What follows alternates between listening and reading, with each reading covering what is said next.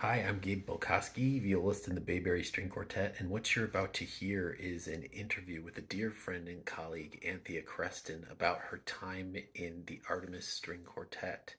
I think you'll find that it's very useful for anyone who's looking to or aspiring to play at a level like that, to hear just how much goes into it. I hope you enjoy it.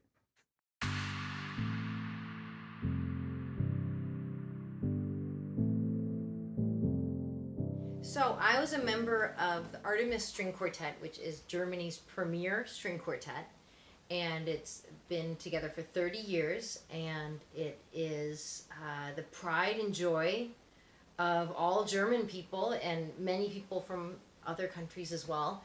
And the Artemis Quartet is known for their complete Beethovens and really intense study and knowledge of core German repertoire as well as other repertoire, French and Russian and everything else too. But so it was fascinating as an American who grew up learning German music to actually play and learn that music again with a German quartet that had German teachers and whose parents were German, whose grandparents were German. So it really felt completely different to play that music as part of as part of a German quartet for a German audience. Can you give me an example of something that really changed how you look at the works from their perspective?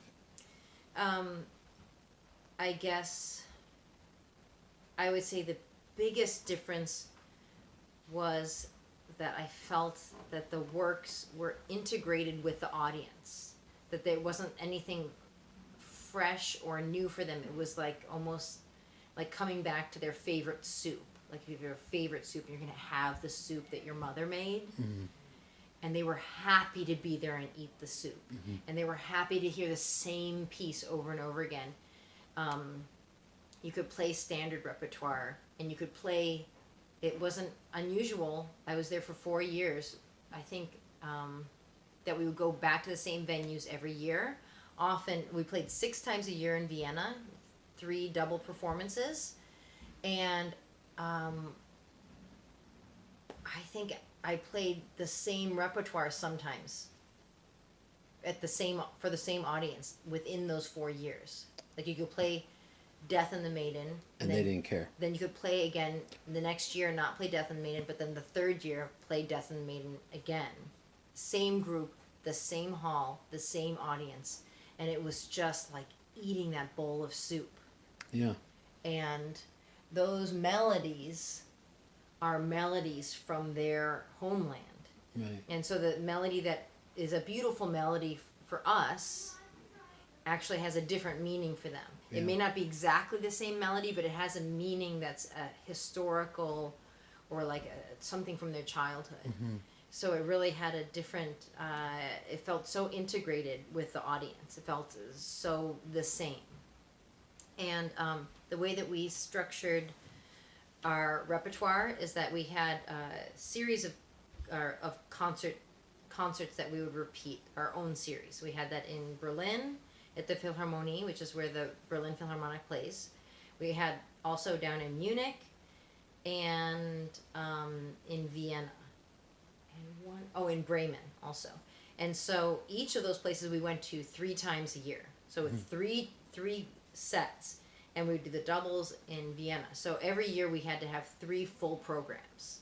And so we would rehearse intensely those programs. We decided, of course, much in advance what the programs were. And before we went into those rehearsals, months beforehand, we have a huge spreadsheet of exactly which hours we're going to be practicing, which movements and which pieces, and exactly where we're going to meet. And so every single moment of those rehearsals is decided. You know, how long does a Mozart first movement take? This particular Mozart. How long does the second movement? And it was very intensely rehearsed.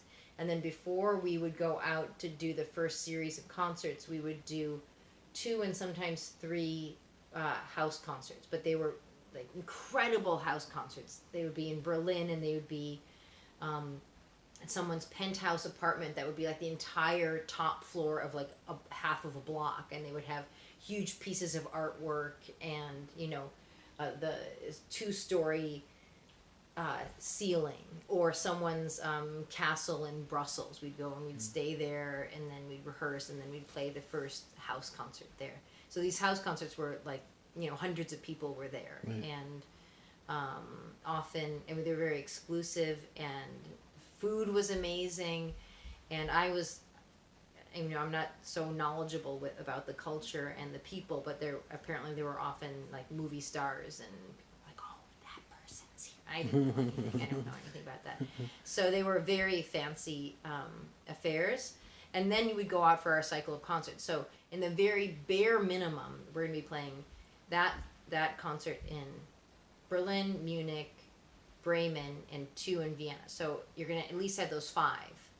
And then we would be playing that same repertoire, maybe with, we would call it jokers. We'd have a couple joker pieces, which would mean you'd have the 3 pieces on your repertoire, and you'd have 2 other ones that you could swap out if a presenter didn't want it. So if you're playing Mozart, Janacek, late Beethoven, if someone doesn't want the Janacek, you can swap out a Schumann, or do it Shostakovich or something.